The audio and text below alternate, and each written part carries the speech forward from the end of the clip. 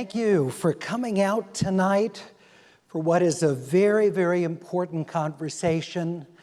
We, of course, see the importance of dealing with homelessness and with housing shortages throughout Southern California. And yet it's not even simply a California issue. This affects us nationally and calls into question policies that we've historically had on the federal level, as well as here in California and in Southern California counties. We are not using a formal debate structure tonight because of the complexity of the topic and all the different facets. We thought it best to instead have a series of questions which our panelists are going to be responding. You'll meet them a little bit later, and to go through some of the biggest challenges that we face in wrapping our arms around homelessness and the shortage of housing. You know, here in California, the state has spent over $20 billion in the last few years, and yet the numbers of people living on the streets and in their vehicles has not subsided. The question is, what do we need to do at a policy level to find some way of making success and helping the lives of people that are really struggling? Now, we chose to start with Jessica Castillo, as she has firsthand experience with housing insecurity, and she certainly knows well as a student here at UCSB the challenges in the Santa Barbara County housing market.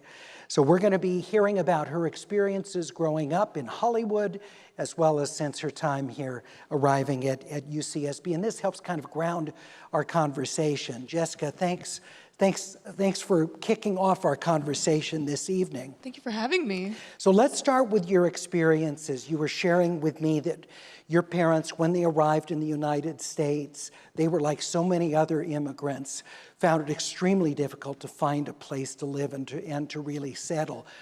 When you came along, what sort of a housing environment did you grow up in? Yeah, so again, my name is Jessica Castillo. I grew up in LA, raised and born, or born and raised actually, not the reverse. So like Larry said, my parents were homeless when they arrived to the United States. Luckily, they were able to find housing, and I had housing growing up, but it wasn't the most safe and secure housing. I had siblings that came along, grandparents in a one-bedroom apartment that my mom could afford, and they've been living there for the past 30 years, and the numbers has basically stayed the same. And rent has risen there, and the reason I say it wasn't safe and secure for me was because I was abused. The situation has gotten a lot better, I will say, with time and therapy and such, but that is a privilege to be able to reconnect with my parents and go through therapy and such to go back to my family and find it be safe and secure now. And share what it was like to be in an environment where, you know, you're going off to school each day, you're having to study. Obviously, you're an outstanding student because you're here and you're on the verge of graduating. What was it like for you to carve out place for yourself, to do what you needed to do to be able to advance? For me, school was my safe haven. I got myself into sports and clubs, but that didn't go well with my parents. I would come home and it would be violent, I will say. They wanted you at home instead? They wanted me at home. They wanted me to do the chores, take care of my siblings, because my mom would work overnight. I didn't know where my dad was. So, yeah, I would basically come home to violence and go back to school and do it all over again. So you're totally caught where you need to be out of the house to do things for yourself, and yet you're punished for doing all those things to help yourself. Yeah. So how did you process that as a kid? It was really hard. I will say, as a kid, I thought it was normal to have such a violent household. I thought it was normal for my parents to punish me over the simplest things, to get angry at me all the time.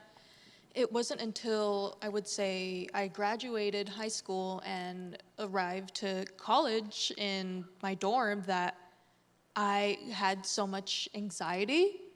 I had insomnia. I had all these nightmares. It was so weird to be an individual in a safe space, but feeling like you're being watched. There's always something that you're gonna do wrong, and you need to be punished for it.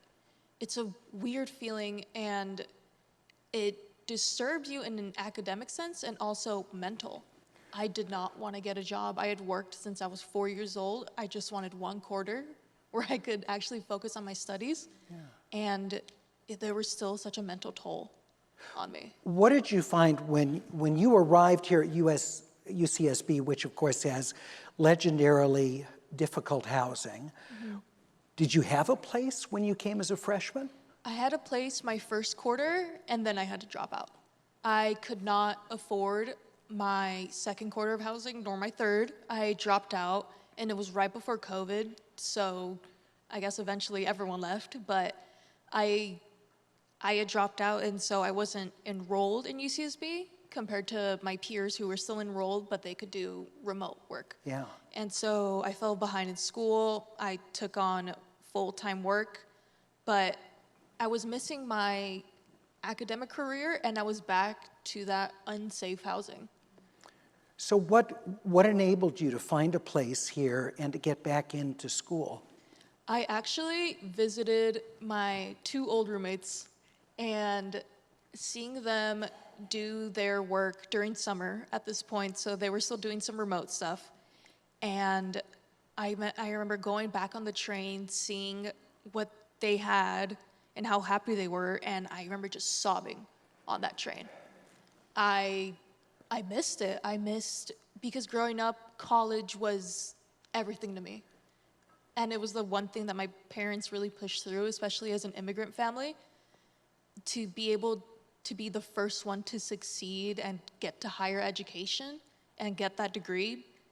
It's a lot of pressure. And so I just remember bawling in that train and thinking, I need to go back for my mental health, for my future. It's what I want and it's what I needed.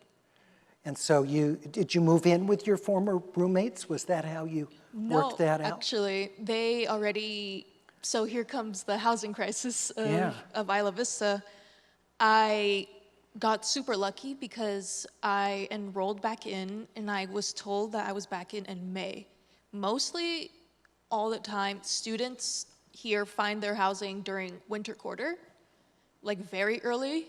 And if you don't, it's like really hard. You'll see hundreds of Facebook posts asking for roommates. And the only reason I found roommates was because I had a friend of a friend who was becoming an RA, and she needed to sublease her housing. And it luckily worked out, but that's also a privilege to be able to work out things with new people, because I can only imagine meeting someone through Facebook and then living with them, having no idea if you're gonna connect, the dangers that might come from it. I've seen that happen where someone has to move out because their roommates they can't, for multiple reasons, but I was super lucky to find housing.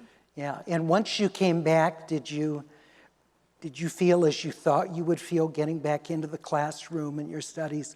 You feel right again? I wish it was that simple, because I remember first day, my cats kept me up because they were at a new place. And I remember thinking, this might have been a mistake. I was scared, I was uncomfortable, and I grew comfortable at my old job and being at my old place, because even though it was unsafe, it was all I knew, so it was comfortable to me. But I got my GPA back up, and that was it. I was like, great. If I can do this, then why can't I do it again? And then you moved into helping other students who were housing challenged as well, which is probably most students here. Mm-hmm. So what have you found in that time, the things that are most effective in helping pairing a student with a place to live? I would say really hear them out. I am grateful that UCSB is a great institution where people can get involved, people can get resources, and the resources I would say are accessible, especially as a US born student. I had financial aid, I was able to apply for CalFresh, and there are so many others, like a laptop grant. I wouldn't have passed any of my classes I didn't know without there my were laptop. laptop grants. There's That's laptop. great. You can rent That's iPads now. terrific. You can rent iPads. That's great. But yeah, there's just always all these growing programs. I mean, we have transitional housing now, in which a student who may not have safe and secure housing can stay for free, have a meal plan, and housing for about 30 days, all free. But obviously, that doesn't solve everything. So I guess that leads into my job, in which I'm, like what was said before, I am one of the Rapid Rehousing Pilot Program interns, in which my job is to fill in the gaps in between the UCSB resources already available. So like I said, transitional housing, 30 days might not be enough for everyone. It's already hard to go back into housing. It's hard to accept that you need help. It's so hard to find a job, especially that can work with your school hours, that can pay enough. And so we've come up with a program that just launched actually recently, I want to say this week or last week, in which there's security deposit grants. So students that show financial need and already in transitional housing can apply and get a grant. So they don't have to come up with that extra money at the front. Yeah, because rent is one thing, but security deposits, it can be up to like twice your rent.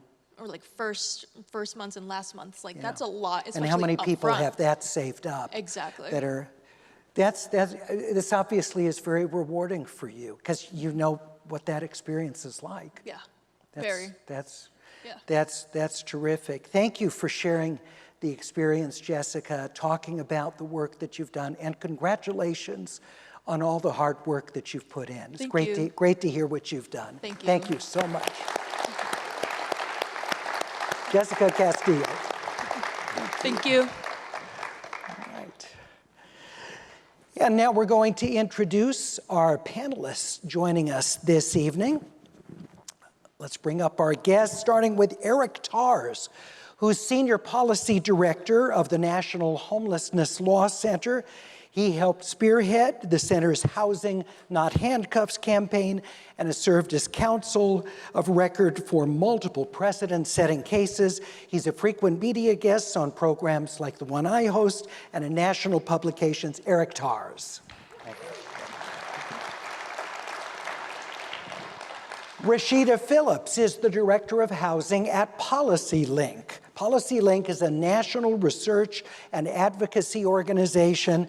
It supports racial and economic equity. Rashida leads PolicyLink's work on tenant protections and land use.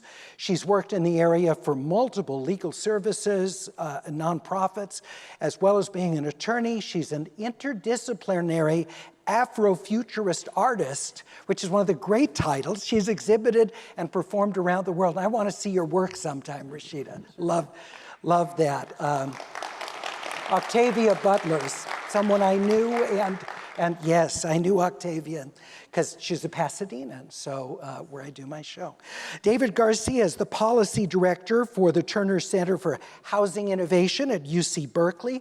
He leads the center's work with governmental housing policies, focusing on research-driven ideas to reduce barriers to high-quality, affordable homes. David's frequently quoted in major publications and heard on radio all the time, including my program. Thanks so much, David. And Andy Bales was, until retiring just a few weeks ago, the president and CEO of Union Rescue Mission on downtown LA's Skid Row. He led the faith-based shelter for 20 years. Andy fought the governmental and hospital policies that led to the dumping of patients with no home address on the streets of Skid Row. This was a scandal in Los Angeles, where hospitals would just have a vehicle come pick up the person that they didn't want to keep in the hospital and take them and just leave them in Skid Row in terrible conditions. So Andy has had an up-close look at suffering in what's arguably the nation's most graphic example of visible homelessness.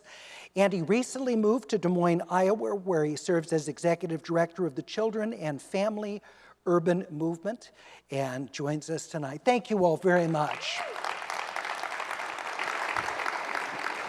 So let's begin with the question that frames the night, and philosophically where each of you are in your expectations of government. And the question that frames all this is there a right to permanent housing, regardless of someone's ability to pay for it? And if so, what does that right mean? Does that mean providing an apartment for a person to live solo? Does it mean dorm-style living with multiple people sharing a unit, a shelter bed in a safe, clean environment, or something else? Or do you take the view there's not a right to anything? Charitable groups can come in and help and ameliorate, but there really isn't an inherent human right to housing. Let me begin with you, Eric, and very briefly, how you see that question. Is there a human right to housing? Well, first, thanks to you for moderating and to the University for hosting us here. I think 100% yes, there is a human right to housing.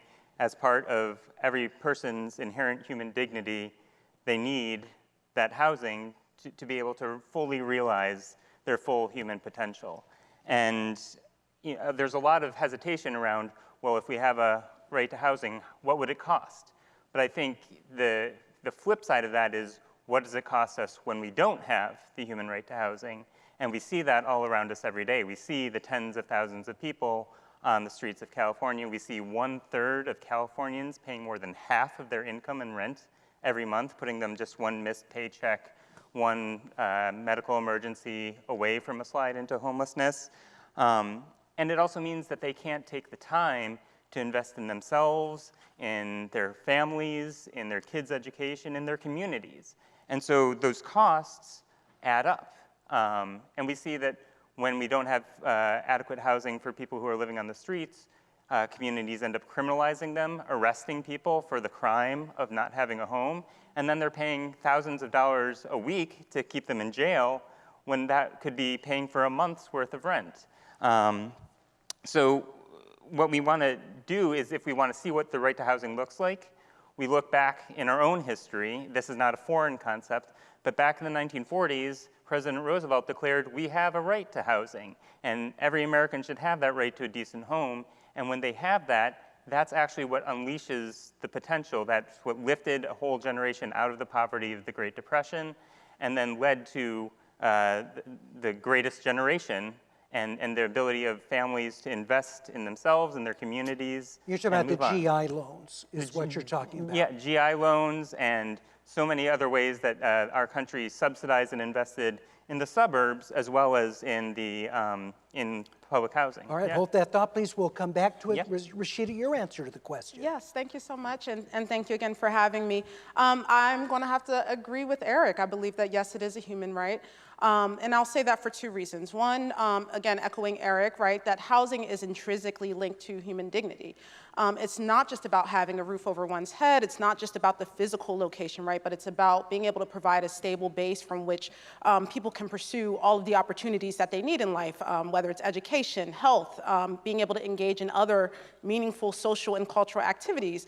And so having that secure, adequate housing is the thing that will enable people to exercise the other fundamental rights that they have, whether it's a right to privacy, whether it's a right to speech, a right to pursue happiness, right? It's all of these things that are wrapped up in the concept of home and housing. So it's not just about that physical location. And the second reason why I believe that, right, is because if one takes the social contract theory seriously, right, that posits that the government exists essentially to ensure the basic needs of its citizens, to ensure that those basic needs are met in exchange for that governance. And so that contract implies that it is the government's duty to protect and ensure access to essential needs, which includes housing. And so that responsibility, it goes beyond shelters. It speaks to that ability to maintain access, affordable housing, and to be able to have stable housing. So I would say it's not just about shelter, right? You anticipated my question. Okay. Yes. Yeah. So it goes beyond shelters. Is dormitory style living, multiple people, or do you think that what that right means is that everybody has a right to their own private, personal living space? I believe it means everyone has a right to adequate housing that is stable for them, and I think that is different for every community. I think it's going to look different for every community, every city, every town. It depends on the type of issues that they're seeing. It depends on what's available. So I can't answer that question specifically except to say that it is up to the community, but it should be adequate and it should be stable. David? Yeah, well, thank you so much for having us, and I would say we're 3 for 3, because I'm also going to agree here. I think there is no question in my mind that housing is a human right. When you think about just the bare bone basics that humans need to thrive, like Maslow's hierarchy, like shelter is right up there with all of the other things that we take for granted every day, and really should underpin any decent society would be the ability to provide that basic right to individuals. Housing underpins really everything else in our lives, right? It's one of the biggest determinant factors of whether or not you are healthy. It determines your success later in life, and basically just your ability to thrive as a human starts at being able to have a safe and secure place to call So home. what does that mean for you, though, specifically? Yeah. What is the level of that you think is the bare minimum for government to provide people? That's a hard question to answer because I don't think there is one solution in the toolbox, and I think it probably needs to be a lot of things, and we need to be honest with ourselves that we have such an incredible deficit of housing, and not just housing available to the most vulnerable populations, but across the spectrum of housing in general, right? So it could look like, and we're going to talk about some of these models later, like Housing First. It could be emergency congregate shelters. I think we have to look at all of this stuff because it is a bit of a continuum of shelter depending on people's needs and where they're at in life. But to a greater point, like I think when we talk about housing as a human right, we can't talk about providing that right unless we talk about building housing in general. Right? And so much of where we find ourselves today is a symptom of our inability to build housing across the income spectrum for not just years, but really decades. And right? we're going to, as you well know, we're going to get into that later, and I'm really interested hearing, based on your experience at the Turner Center, talking about some of the ways you think that can be accomplished. So we're going to be talking about providing more housing starts as well as shelter for people. Andy Bales. Thank you. Thank you, Larry. Thank you, University of California, Santa Barbara, for the invite. I would have to say the right to housing is currently being carried out by national government, state government, local government, especially California, especially LA, is not being carried out in a way that is possible or affordable or it's a myth and a fantasy that we will somehow build very expensive, slow to develop units with a granite countertop for everybody experiencing homelessness. Shelters, immediate welcomes, innovative housing, transitional housing, innovative, affordable. I went to the governor and I said, why did you spend $22 billion on housing and you've got nothing to show for it? Homelessness has increased. Street homelessness, 47% in California since that was done 10 years ago. And overdose deaths have increased 77% on the streets because of the choice to help a few with very slow to develop, expensive housing, while leaving tens of thousands on the streets with no immediate relief, no shelter, no focus on recovery. The way it's being carried out, and it's the philosophy, this philosophy of housing is a human right that led to their misconception that that means everybody deserves a very expensive unit with granite countertop. We can't do that. We can't do that. It's an unsustainable plan. We have to have a segment of our society that we believe can make comebacks, right? That we believe people can recover, people can bounce back, they can get training, they can return to the job and become productive community members. And our current way of carrying it out is all wrong, and California is the only state that doubled down on it. And our overall homelessness skyrocketed. We have half of the US street homelessness in the country on the streets of California. We have 1/3 of California, 1/3 of the US homeless are in California. Let me throw this out, and whoever wants to jump in. I think one of the concerns that I've heard expressed from members of the public about, and we'll get into what the Housing First model is, but the idea that the goal is to give everybody an apartment who doesn't have a place to live. The problem is you've got beyond, say, in Los Angeles, where 55,000, I don't know what the latest numbers are living on the streets or in cars. You've got people that are staying on cousins' couches, that are in converted, these are people who are in very insecure kinds of environments, but have found a way to sort of patch together a place, a safe place to live, far from ideal. If you're going to extend and say there's a right for everybody to have a place to live, and that's a single apartment for everybody, well, all the people who are sleeping on couches, all the people who are in the garage, all the people who are crashing at their parents, well, I can get an apartment. That's going to be more than 55,000 people. So if you really follow to its logical extension what's offered in this, how is this even possible? Can you tell me how that could be possibly done? I'll jump in. I mean, it's going to be a variety of methods, as David was saying earlier, that you're going to first. I think one of the challenges with Housing First is that correlation is not causation. It's the fact that homelessness has increased while Housing First has been the primary approach doesn't mean that Housing First has caused that homelessness. That homelessness has been caused by a deep dearth of deeply affordable housing, and the fact that we used to make sure that everybody got a housing subsidy who needed one. Right now, only 1 out of every 4 Americans who need that subsidy is actually getting it. That means 3 out of 4 who need it aren't getting it, and they're ending up on their cousins' couches, in their cars, et cetera. And so if we can address that inflow into homelessness from those highly unstable renters or folks who have already lost their own secure place, then that diminishes the number of people flowing into homelessness, and we can then use Housing First to get those 55,000 off the streets. And that's where we have to make more of an investment there so that there is an adequate place for all those people to go. But it doesn't all have to look like a new unit built for each person.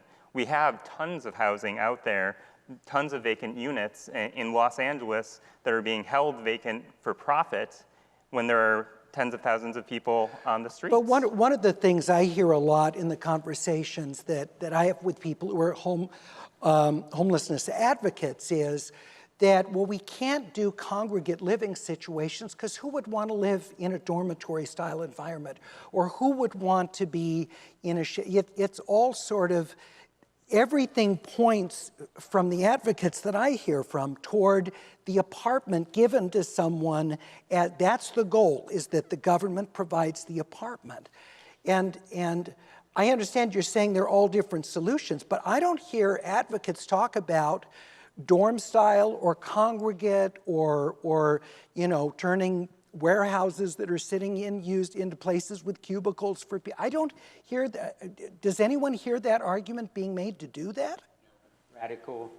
Radical Housing First harm reduction folks get upset that you're only spending $15 per bed in a sprung structure when that $15 could have gone to one of our buildings.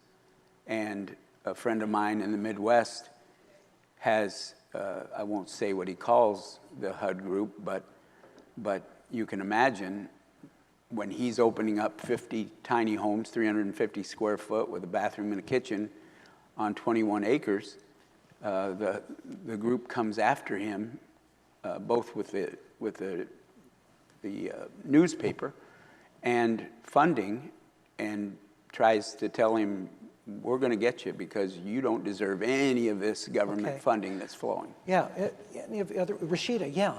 Yeah, I mean, I think I might suggest that maybe y'all are just talking to a narrow set of people who may have one perspective. I mean, I think I hear all sorts of conversations about the different tools, different models that are needed to come together, and it is not just one model that folks need to rely on in order to start to resolve this issue. And so, you know, just as Eric suggested, there's lots of reasons why folks end up homeless or unhoused or inadequately housed, and there's lots of different ways to address that. It's not all about building and building more, right? In some ways, it's about preventing people from falling into these situations. There's a whole, you know, whether it's economics, right, in terms of folks not having adequate jobs to be able to pay the rent that keeps rising, and then they end up evicted, or they end up, you know, so there's all sorts of tools, and it's not just about building, I think, and it's not just about how many units do we need, right? It's about how do we preserve what's already there, how do we keep people housed who are already housed and prevent them from becoming unhoused or inadequately housed.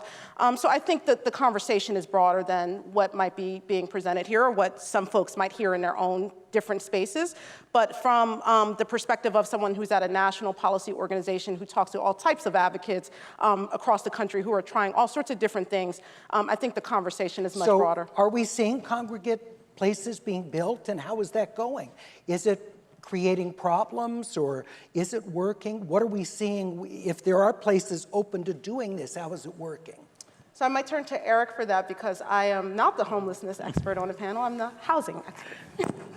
So, I mean, you have to imagine, like, what would you want for your own mother, brother, sister? This is where they go. Yeah, Just the point and so I was is making. that, like, is it appropriate for some people? Will it reduce harm for some individuals to get them immediately off the street into a congregate living situation? Sure, but is it appropriate for a person with disabilities who can't get up to the top bunk? You know, we've seen, and the real threat comes when people who can't access shelter because of any of these barriers are criminalized in their community for not being able to have a place to sleep. And so that gets them into the jail system. It's a huge misuse of resources. So the model is about getting people into a place that's actually appropriate for their needs. But I mean, if you ask where would I like my mother to be, of course I'd like her to be in some luxurious, you know. So I don't understand how that's really relevant. The issue is what are taxpayers really going to be willing to provide to people realistically, and what can we fund? And so I wonder, are there places in the country where you've got dormitory style, and you've got, you know, single people without families living in there, getting job counseling, you know, and that being okay? Or is the goal we got to get everybody into an apartment? I think that's what the right to housing, fully adequate housing, is a place where you can fully realize your potential. And so, yes. How is that possibly affordable? I mean, how many billions of dollars would that, because everybody then comes off the couch, everybody comes out of the basement. If that's really what government's going to provide, how in the world can you do that? Right now, we are already paying more than that in jails. But you're not paying for the people staying on there are so many more people who are in less than satisfactory living circumstances. Those don't get counted. So when you're looking at the money, well, people in jail and people on the street, you're not even counting all that population. And if that is the goal, if we say housing is a human right, and the goal is we're going to move everybody into an apartment, yeah, how does this other than a lottery with winners and losers? Larry, use LA as a case study, right? 50,000 people on the streets. They pronounced that they're going to meet that need by building 10,000 units 10 years ago or 8 years ago. So far, of those, I just looked at the latest serious results. So far, 8,900 are underway in some way. 14% are livable. You can move in. 53% are still in construction. and 32% are being pre-developed. So to meet a need of 50,000, LA decides to build 10,000 units, which was 1/50th of the need, or 1/5 of the need? 1/5, But yeah. they've only gotten done 1/5 of 1/5. So, But a lot and of they've money left, is- and they've left tens of thousands of people on the streets, and these expensive, slow to develop housing units. And you can read the LA Times articles, I'll quote a couple of them. The LA Times didn't listen to me for 9 years. They ignored me. They were the publicists for Housing First and Measure HHH, and I kept after them. They finally investigated, and they say it's subpar, it's crime-filled, it's chaotic, the elevators don't work, and a man was quoted as saying, "This first time in my life I felt subhuman." So the model we have of the Housing First, right to housing in LA is let the drugs freely flow, create a subhuman living environment, and leave tens of thousands on the streets. This is a myth. Okay, well, let's talk about Housing First, because we keep going to that. So Housing First is the view that really before people are going to be able to address whether it's mental health problems or addiction, they need to have a safe place to live. They need to get off the streets. They need to get away from the vulnerabilities there, have a way to be safe in their own person. So then they have the ability to commit of their own choice that they're going to get sober or they're going to take advantage of mental health services that are offered. And the view is if you try and do it, if you try and coerce people to do it, or if you make housing conditional on people getting into a program, it's not really going to work because people have to make a commitment to do it. You can't pressure people to do it and get positive results. They'll go for a little bit and it's not going to stick. So you've heard Andy talk about his concerns over what he thinks happens when people are moved into units with no conditions put on them whatsoever. But are one of you an advocate for the Housing First model? Yeah, I don't want to monopolize, but Okay. I'll just say that what Andy is seeing in LA is an example of Housing First not done well, but that doesn't mean that we fault the entire model for it. That where we've seen adequate investment in the supportive services that go along with Housing First does not mean housing only. It means those voluntary services are also offered, and where adequate amounts of investment in the actual infrastructure are made. We see places like Finland, where homelessness does not exist. You can't find an unsheltered homeless person on the streets. And if that's what we want to see in America, like they show a real great model of how Housing First, they stepped up, they made that investment even though it cost a lot of money, but the results are something that we all want to see. We all benefit when people are actually indoors. But here, and Andy's got the expertise, so you correct me if I'm wrong, but my understanding is in Southern California, we have a very high percentage of the people that we see of visible homelessness who are either addicted or are dealing with severe mental illness, or both, and they exacerbate each other. And one of the problems is trying to get that perfect connect of the house and the supportive services, because as you know, we have a tremendous shortage of mental health professionals. So you get people into a house, and then there aren't enough people to provide. So that kind of coordination that Finland does, and I don't know what percentage of their people who are unhoused are dealing with addiction or mental illness, I don't know. But you know, here in California, that's proving incredibly vexing. How do we fix that? And I mean, I would say on the flip side of that, is a congregate living environment really the best place for people living with mental health disorders? Well, that may be less dangerous than having an apartment. Because they're in a congregate setting, they don't have the degree of security, yeah. Yeah. So I want to jump in a couple of things here. So we actually have a lot of good quality research done on the effectiveness of Housing First.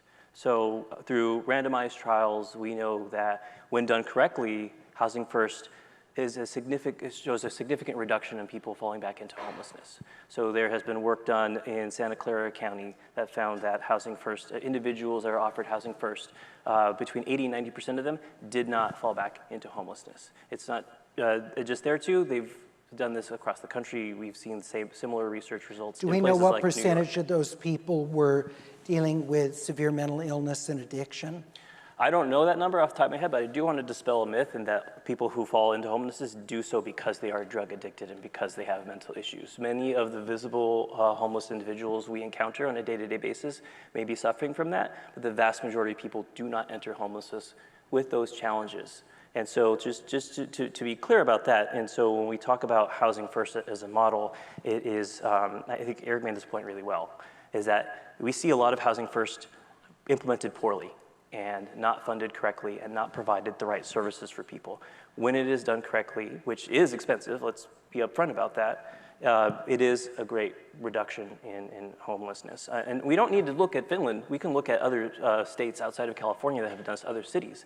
Think of places like Houston, which have effectively eliminated homelessness over the course of just a few years. And the key with addiction as well is you see states like West Virginia, which has significantly higher rates of drug use than California. They do not have a homelessness problem like California does. So for me, I go back to But the just cost the general. of living is a fraction of here. Because they have housing. Because they have enough housing Well, to housing meet is the demand of cheap people. there. Housing is cheaper there, and so people can afford it. So let's make sure we understand the link between the availability and the cost of housing and the amount of homelessness we see in a community. Now, you said that the overwhelming majority of people who we see on the streets were not addicted, were not with serious mental health challenges before, that this has happened in the time that they have been on the streets.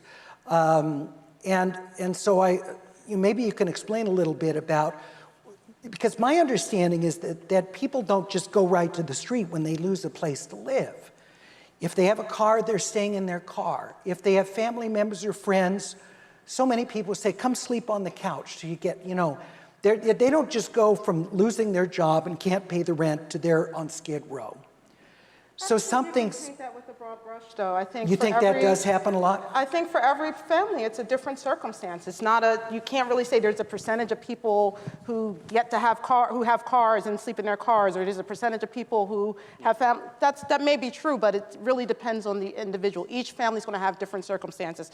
You have folks who get evicted all the time. They may not have a car to go into. They may go straight into the shelter, or they may actually end up staying on the streets. So I think you can't paint a broad brush to say that most people do this or most people do that. It's a really complex and entrenched issue. And I agree. I think most of the people who we see on the streets, we can say, okay, they look addicted or they have mental health issues. A lot of people are on the streets because they were evicted. And these are people who had housing, who then became unhoused and who went directly there. I didn't realize there was a high percentage who went directly to the streets. Andy? Don't miss this. California is a mess because it's only carrying out Housing First and the federal policy and the state policy that homelessness will bring drug addiction, and you cannot intervene in any way in drug addiction. So you cannot even offer an AA meeting or maybe go see a counselor. They're following it to the letter of the law, but the law is from Washington so wait a minute, to the state. That doesn't make sense. People can't be offered services? No, they can't be intervened and told your living is in jeopardy. I'm a common sense guy from Iowa. When I did permanent housing in 1990, before anybody ever even heard of it, I would tell people, you can bring a beer back into your apartment in a brown bag, but if your drunkenness spills over into the hallways and into public, we're going to have a talk, because you can't do that. I evicted my own brother for driving drunk on his motorcycle and tearing down the fence. So that has all changed. If I, as a contractor, want to offer housing in family housing, I have to sign the harm reduction model that I won't intervene in drug use on So it's our, unconditional in housing, our you're saying. family Yeah, Eric, housing. did you want to comment? Our transitional housing. Hang on. One more point. Okay. A guy named Chris who runs a great program, Solutions for Change. He said, I was ready to sign on the dotted line today, but I was told if I take government money, I have to allow hard drugs to freely flow in my building, and we're just not going to go there. I'm not going to go there with families. Union Rescue Mission is not going to go there with families. I grew up, I'm probably a little sensitive to this, I grew up with a brother addicted to drugs. It's violent. He would bring hardcore armed drug dealers to our house, and I'd call him over trying to warn him, David, do you know who you're hanging out with? And he'd say, guys, my brother wants to know who I'm hanging, put my life in danger. Drugs are violent. We are by policy in America inviting violence into affordable, permanent supportive, affordable housing units. And I've seen it all over the country. Okay, but you know, what the counter to that is that if you don't use a harm reduction model, and the idea is you're not trying to get someone off of drugs, or that you're trying to give them the safest possible environment without now intruding on their rights. Right. That if you, but the argument is that so many people aren't going to take advantage of the housing if you put terms and conditions on it, and they're going to continue to live in a dangerous circumstance. San Francisco just had 71% of their folks living in permanent supportive housing vote that they want sober housing. The people themselves living in housing want sober living. At least present it as an option. We've done a one solution, right? We've done the harm reduction, free flow of drugs in the whole model. Let's at least have some recovery. Okay, Eric, you were going to say something. I thought you were going to. Just to say that it's not that you can't offer the AA meetings and the other services. It's that you can't condition attendance on the ability, on their rent, on their housing. And we know from lots of research that recovery from addiction is not a linear process. And so if every time you have a relapse, you get kicked out of your housing, you're going to fall a lot further than if you have the stability of housing, if you know that you can stay there and then you can pick things back up again and move forward. So.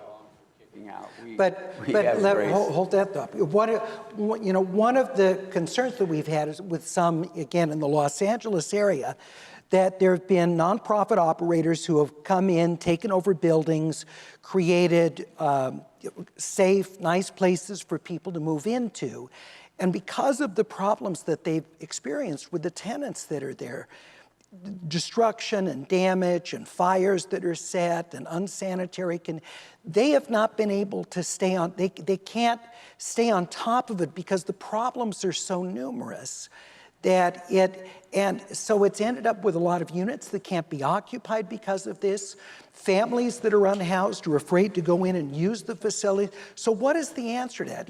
If we follow this idea of harm reduction and we can't put any conditions on any of this, how then do we make these livable spaces? Well, we can adequately fund and resource the staff to staff them, and we can make, it doesn't mean that we can't have different kinds of housing where some of them self-select and say, we want to have a sober living environment, and that's the rules for that community. But if somebody, violates that again, that shouldn't mean that they lose their housing permanently. There should be another place where they can stay in housing, even if it's not that housing. Okay. I want to also be clear about something David, too, right? yeah. Like, I think we're in this this caricature of a permanent supportive housing place where there are no rules and anything goes. Where it's not a caricature. If you're real life in LA. If you are in a unit that or in a property and you are a danger to tenants, if you are destroying the property, there are terms that you have in there that actually can lead to the removal of that person. If that person is a clear harm to neighbors and other individuals in the building, like this is not, it should not be, right? If something is properly run, it should not be a free-for-all per se. So Yeah, and I don't wanna know whether make it's that very just clear as well. spending the money to evict the person. These nonprofits are already financially strapped. I don't know, because, you know, in Southern California, at least in Los Angeles, quite a laborious process to evict someone. So I don't know if that's the reason why, but I mean, the Los Angeles Times has had multiple stories on hotels that have been, you know, adapted reuse for these kinds of facilities, and this has been an ongoing problem.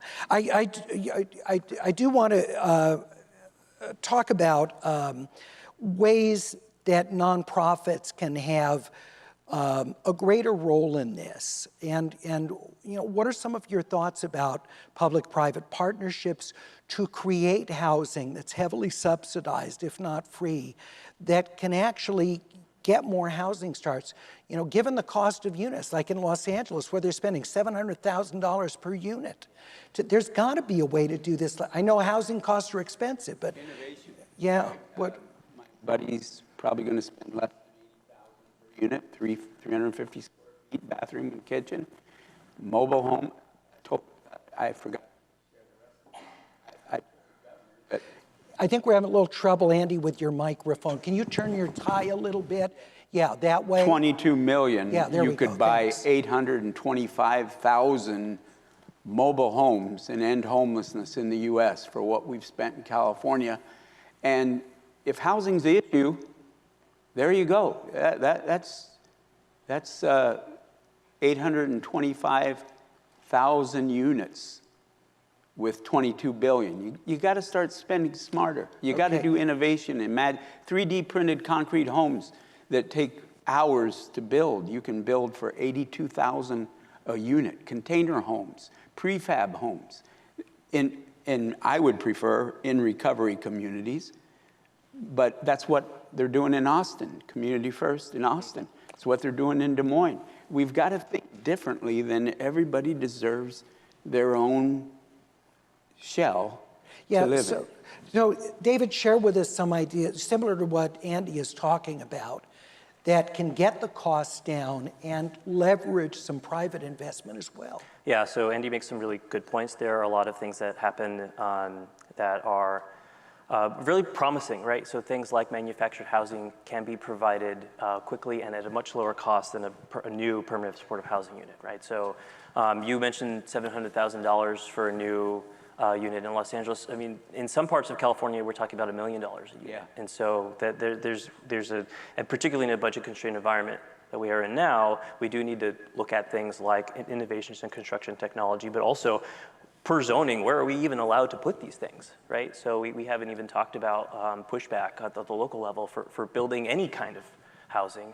But to your question about innovative models, you know, I've seen some interesting groups out of Los Angeles that are using partnerships with the Public Housing Authority in Los Angeles to take vouchers and actually create deeply affordable units, pairing that with property tax exemption, to do this all through traditional kind of debt and equity projects. So not taking the traditional low-income housing tax credits or state subsidy dollars and actually building homes that are affordable and that can be built at much lower cost than the traditional LIHTC, a low-income housing tax credit project, is built at. And so that to me is really exciting because it doesn't rely on existing scarce subsidy sources, and it leverages the general power of the market to actually deliver something that is affordable, which is not something the market is typically good Yeah. at, but we are Well, seeing some signs that we can maybe do that. Well, that's great, because it seems like what we see is construction at the luxury end, because the cost is so high between land acquisition or adaptive reuse of a building or dealing with environmental remediation. All these things are so expensive. That's great if they can find ways. Rashida, what are some of your thoughts on how to do this? Yeah, I agree with a lot of what David said, and also, you know, just the fact that we need to get more innovative, more creative. So things like tax credits, looking at zoning reform, right, to be able to build different types of housing, mixed income housing, right? But again, I want to emphasize that I don't think it's all about building. I think it's also about protecting what's there, preserving what is already existing, right? So that means changing and building in protection so that tenants aren't being evicted and becoming homeless. You know, facilitating policies that allow for community ownership, that allow for tenants to be able to buy their buildings back when you know, landlords are selling those buildings. So these are all emerging policy areas that I think also support you know, the homelessness crisis and the lack of housing out there. And then also thinking about things like other models like social housing, you know, models that are successful in other countries, but that are also emerging here that allow for permanent affordable housing that is permanently off the private market, that folks can afford, that's environmentally sound, that is adequate, that is stable. So I think we need to get innovative and stop being scared about some of these models that seem foreign to us, that have these words like social, that get people a little scared, but right, that really are. That usually means taxes when you're talking. So is that what it means where social is used? This tax dollars that funds that? No, not in this case. In this case, social is really about, I mean, yes, right, we want to see, I think in a lot of these models, having the government own that housing is probably what folks want, you know, and what feels best. But I believe in private-public partnerships, and I believe that the social is more about we all get an opportunity to access that housing rather than it be about who's paying for it. Yeah. I think that some people call it social housing. You know, I think there are other terms, but it's just government-sponsored housing that can create, you know, lasting affordability. And I think when you said, oh, it's tax dollars, not necessarily. There are some really good models. So the New York Times did a great story on the model in Montgomery County in Maryland, where the housing authority there has essentially become a developer. And so they are building new housing there that is indistinguishable from new market rate housing that has a mixture of middle income homes and lower income homes. And so they're able to make that math work so that they don't need direct subsidies. It's just because they own the land, they're able to leverage that and create new homes that, again, as So Rashida this said, is they're not like, in public ownership in perpetuity. this is not like the historic housing project that we think of, a government apartment building. It's not like that. These are single-family homes you're talking about? No, they're apartment buildings. Oh, they are apartments, okay. But- Fair housing does. And they can Yeah. Okay. single-family Okay. homes. There's different types of models, absolutely. Okay, Yeah, so- Eric comes through, yeah. Eric. Yeah, I was just going to say that when you talk about the tax dollars going to it, we have to ask ourselves, where are our dollars going right now? There used to be tax dollars going to support public housing in this country, and we did not have mass homelessness. Those tax dollars were given back and are flowing now to billionaires. And we see huge wealth inequality in our country, and the result of that wealth inequality, the result of the tax dollars that haven't been coming in to our coffers since Reagan cut the HUD affordable housing budget in half back in 1980, and we've been failing to build and maintain the public housing units that we've had every year since then, has put us into this affordable housing deficit. So if we can rebalance that, and again, this is coming back to the topic of the debate, is housing a human right?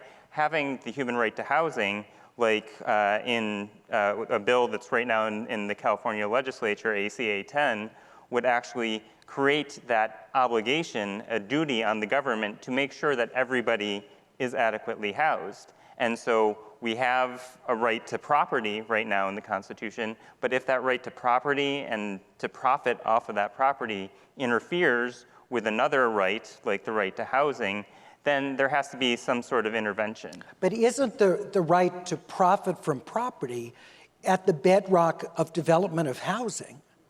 Isn't that essential to create the profit motive, to create the overall housing stock? Doesn't that need to be there? No. I mean, not if the government says that it's actually Or that we'll a duty. take over housing and just the government builds all housing? It can exist side by side with market rate housing. It doesn't mean you have to do one or the other, but where that right to profit is interfering with the rights of millions of Americans to enjoy safe, stable housing, there has to be some sort of balancing of those rights. And so what we see, for example, in California right now, there's this a law that says if you can't every community needs to make a plan on where you can site a homeless shelter. And if you don't make a plan for where that is going to be, then it can be anywhere. That's the default, rather than it's going to be nowhere. And we can do the same with affordable housing. We can say the default when every community says, I don't want affordable housing in my backyard, is that no affordable housing gets built. We can flip that. We can put incentives in place or disincentives in place so that that housing will actually get built. Okay. I guess, and maybe I'm not on the point that you're making, but I wonder if you're going to be taking much of the profit out of housing, because this idea that it interferes with people's rights to have a place to live. How do you end up with other than corporately owned housing? Because you need mass scale to deal with the inability to evict or people who aren't paying rent. If the government's not going to fully subsidize and make the owner whole, which it's hard to imagine they really do that. So how would then, so much of our housing stock in California, the rental stock, is mom and pop landlords. Would there be any place for those people under the kind of model you're talking about? Of course, yeah. How did they sustain, though, the losses that would come with that? If the tenant's rights always supersede the landowner's rights, how is that workable? It's a kind of community-held right. So we're looking at the need to create enough affordable housing in the community so that everybody can afford the rent. And we don't have that now. And what we see is people unable to afford their rent and becoming homeless. And so it's going to put some safeguards in place so that that affordable housing stock, which isn't getting built right now, gets built alongside those existing rental units. It doesn't have to replace them all and become a monolith. Can I tell you the reality? Yeah, Andy, yeah. So in LA, the Measure HHH money showed up, the Measure H money showed up, and city councilmen, county supervisors, others, they put out the sites for the developers before any of the invites for a grant or anything came in. And then the developers got paid up to $7 million for the development fee on the affordable housing, permanent supportive housing. And then the city councilmen got kickbacks from those developments. And 3 or 4 of my former buddies in the city council are now serving federal prison time. That's the way reality works in LA. So when you're talking about all this stuff working out the way it should, we've got a long way to go with integrity in government, ethics in government, doing things correctly, focusing on what's good for people. We're just nowhere close to doing it right. And I just want to mention, HHH is a City of Los Angeles bond measure that was passed by voters to create. How many units, Andy, were promised? Said they were going to do 10,000 Okay. when the need was 50,000, and they've got 14% ready to move in. So that's 8 years later. There was a separate measure H. There was an LA County measure, and that was to provide supportive services for people experiencing homelessness. Which never came. I don't know where the money went, as Eric asked. Where did the money go? Well, supposedly they were going to do an audit. So at some point, hopefully we will get that. David. One of the issues with HHH has been that while there's now this big pot of money to build supportive housing, there at that time was not the same will to overcome local opposition to where that housing should be sited. And so part of what was not anticipated, but probably should have been, was that people were not going to be okay with someone building a shelter near them. And so at the same time that we were thinking about allocating resources, we need to think about the other policy levers we need to be pulling so that we are using those dollars effectively and actually getting these units built. I think we so oftentimes just think of the dollar number and think, in good times in California, that's an easy sell. But at the same time, we are not seeing the numbers of units built for the investments that the governor has made, for the investments that the voters have voted for. And so it's not just about the money. I mean, you can't build without it, but you also need to think about all of these other things, the zoning, the permitting times, the fees, all of the stuff that adds up, that adds cost and time to build anything, not just supportive housing or shelter housing, really housing across the board. And so much of that has not been addressed head on. Neighbors don't need protection, but I'll give them some. They don't want the free flow of drugs moving into their neighborhood. They don't want the policy either. That is their big concern. And you got to understand that when you move in a place that has a lot of chaos and trouble into their neighborhood, they are going to react. But do you think, Andy, so even if it was a sober living arrangement, No, that they if were it was required- sober, they'd love it. You think neighbors would accept that? We've really? been accepted. Hope Gardens were loved by the neighbors. So I want to push back on Angela's that a house, little hang bit. on. Okay. Angela's house immediately accepted into the neighborhood because they knew we were going to hold people accountable, we were going to have security, and we were going to have sobriety. Union Rescue Mission could move anywhere in LA without much opposition because we hold people accountable and we believe in sobriety. People Yeah. welcome us. David and then Rashida, I know you wanted to make a, yeah. Yeah, so I don't think it's so much the case that it, the way that the housing is run completely kind of minimizes the risk of having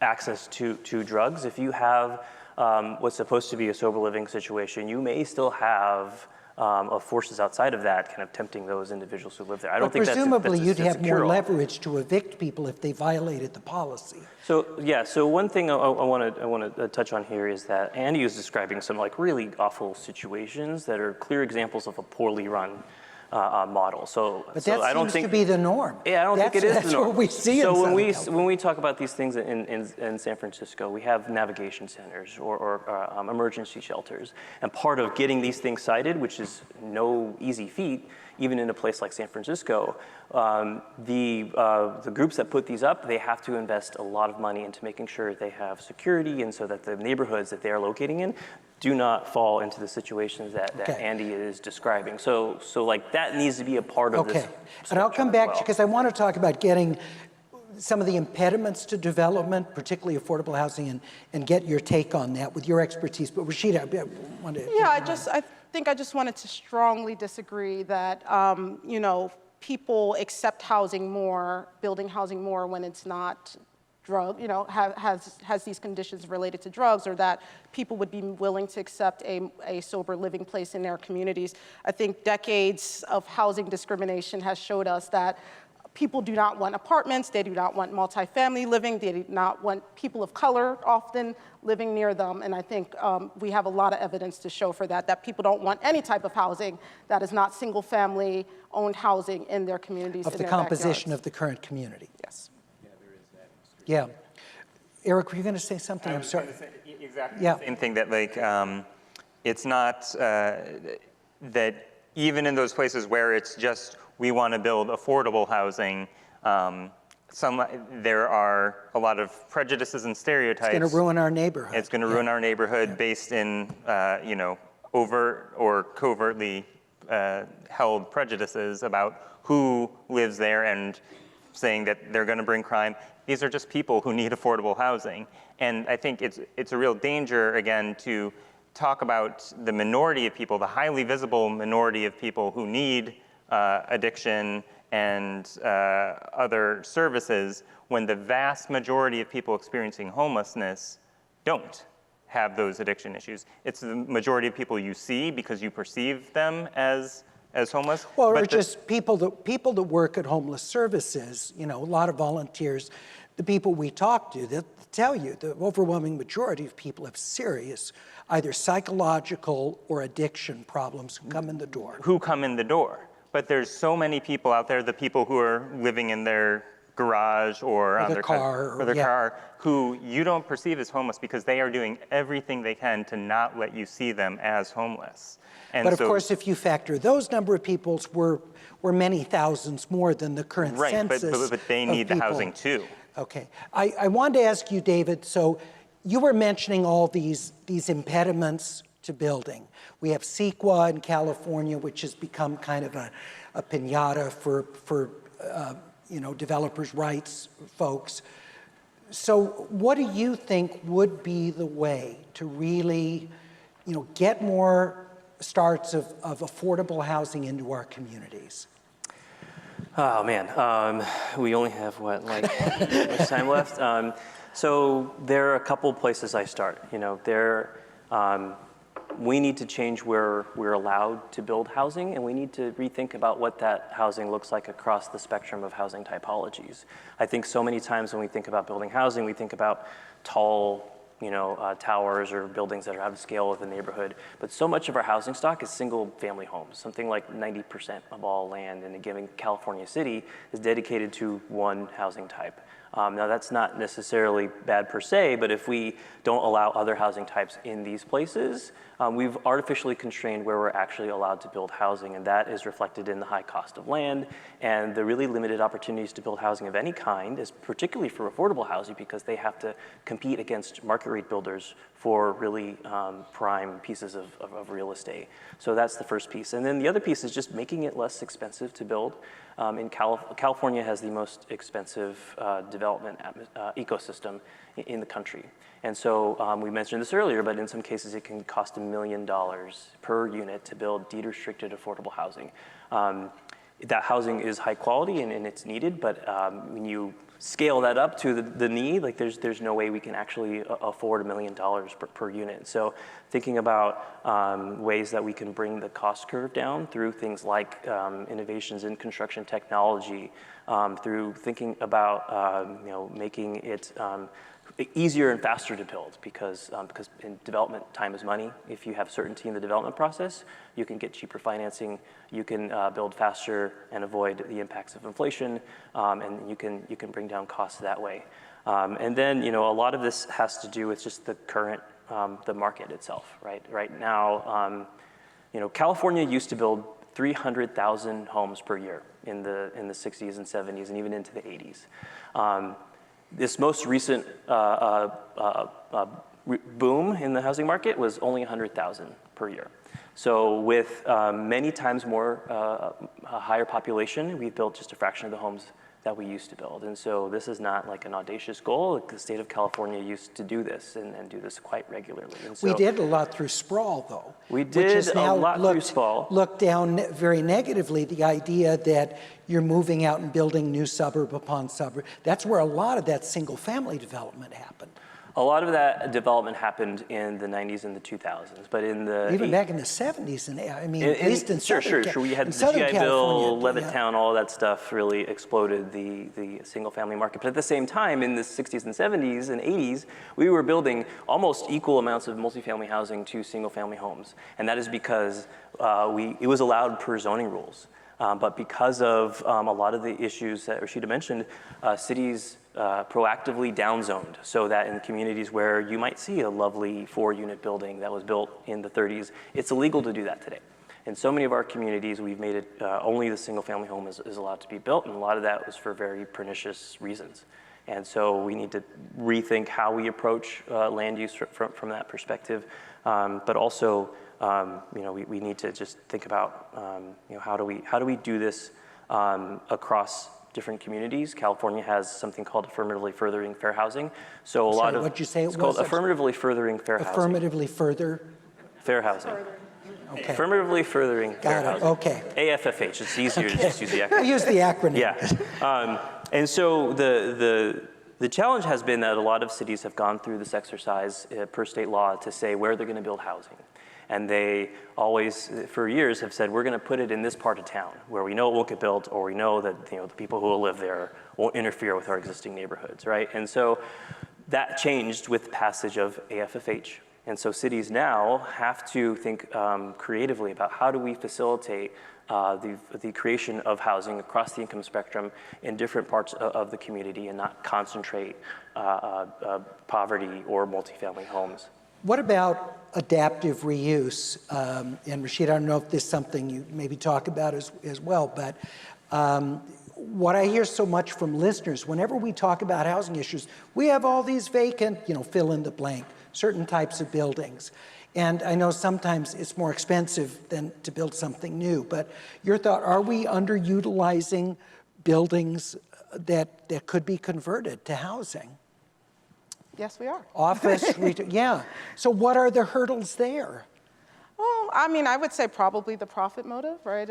People, looking at a place where I'm from, Philadelphia, right? We have lots of empty downtown office buildings that came about during the pandemic. There is now a move by the new Philadelphia mayor to get people back into work offices and get Center City back up and running to where it used to be, even though that's not practical and it's not what people want. And you could take those homes and, those places and readapt them to housing, but there's not the political will. And there is more of a profit motive, get these developers in, get them building luxury housing, get the city back up and running in this sort of way. So I think that's at least one of the barriers that I see in a place like Philadelphia, Yeah. but it may be similar in And California. I know it is expensive because you've got perimeter windows, and how do you make the units where, how do you get light in the center of building? But there are creative ways, I think, they found to deal with that. Eric? Yeah. Sorry, go ahead. I was just saying, at the federal level, there's a program that's been really underutilized. It's Title V of the McKinney-Vento Homeless Assistance Act, which says that the federal government needs to make available vacant federal properties to homeless service providers free of charge in order for them to provide services or even to provide housing. We got that revision into the law. But the way they've set up the financing structure for it, you have to have your financing set up before you can get your plan approved, but the financing needs the plan to be approved before they'll give you financing. And so we're kind of caught in this. So how do you get your catch-22. plans together without financing? Exactly. Yeah. So if we can remove some of those bureaucratic barriers, those regulations are being revised right now, and this could open up huge amounts of housing, super low cost to service providers, and actually get some of these units being built in places where they're desperately needed. Yeah, David. Well, I think what I heard was kind of a specific question of, we have a lot of vacant, like privately held office buildings, and can we just turn Even those some of them are into housing? publicly held, There's but public yeah. ones too, and I think a lot of cities in California are trying to think creatively about making those available for affordable housing developers too.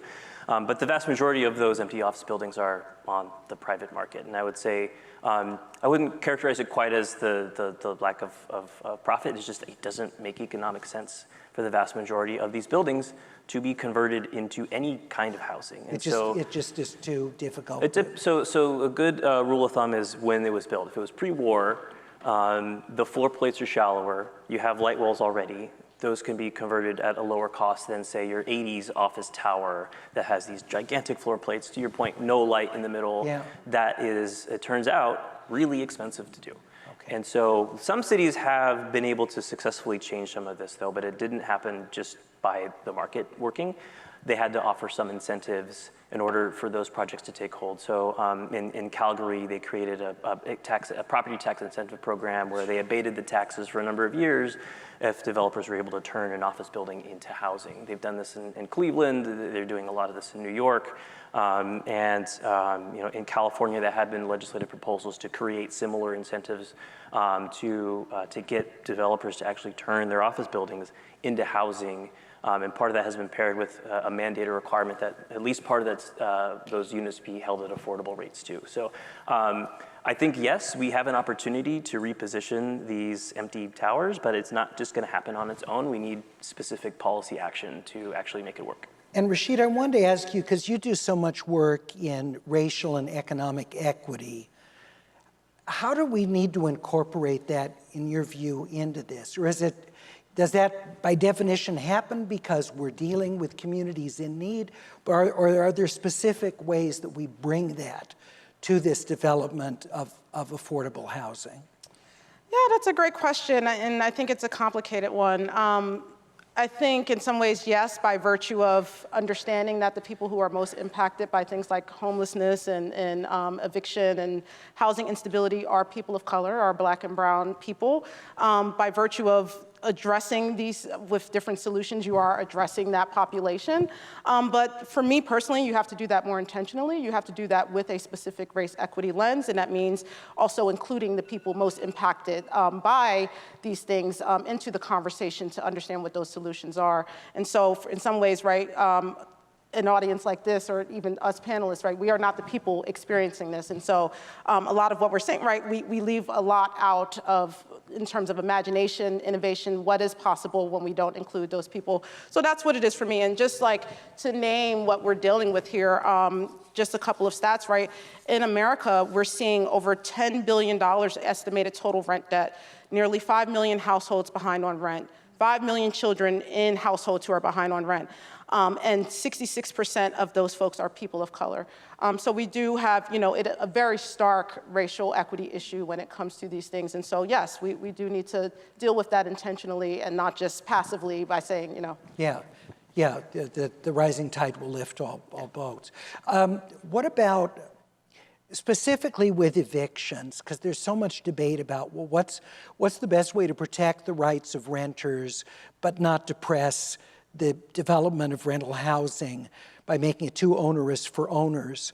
What do you think are some of the principles that you think, or even specific ideas for helping to keep people from being evicted but not penalizing property owners along the way?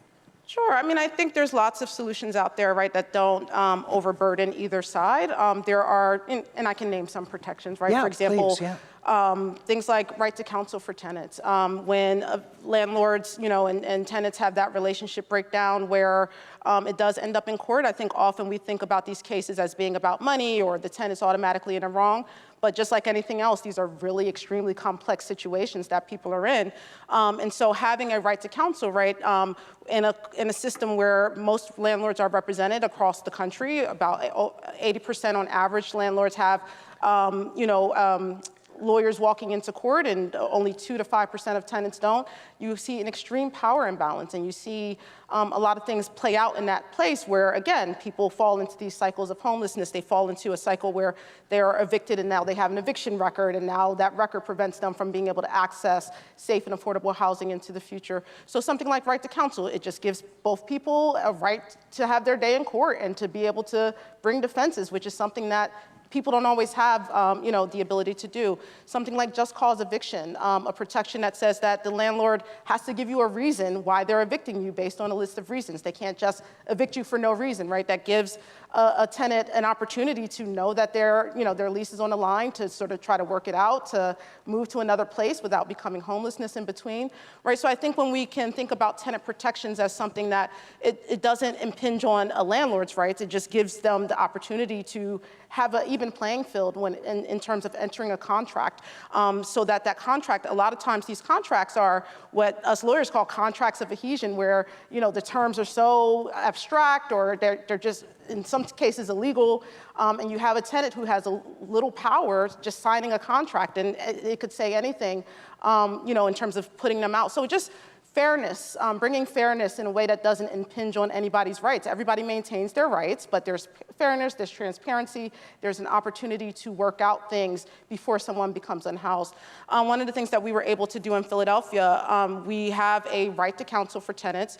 We also have an eviction diversion program that happens before a case gets filed. So that way a landlord and a tenant have an opportunity to go and try to have a mediation, to connect automatically to the rental assistance portal. It's a common application, so that if it is about money, you have the money right there when you're trying to work it out. You don't have to wait to get into court, get a record, get kicked out, and then all of a sudden Are other cities doing that, do you know? Yes. There are other cities doing that and exploring these programs, and particularly during the pandemic, there was a lot of opportunity with the federal funding that came down for folks to try to explore these different innovations alongside a moratorium. So it wasn't just stop paying rent, stop evictions, right? There were these other sorts of programs that were interconnected with these things, so that there could be a sort of holistic approach to how people resolve these issues. And how did the tenants and the landlords respond to this mediation, this pre-eviction? Has it been well received? It has been. It's seen very big success levels in terms of landlords and tenants accessing the program,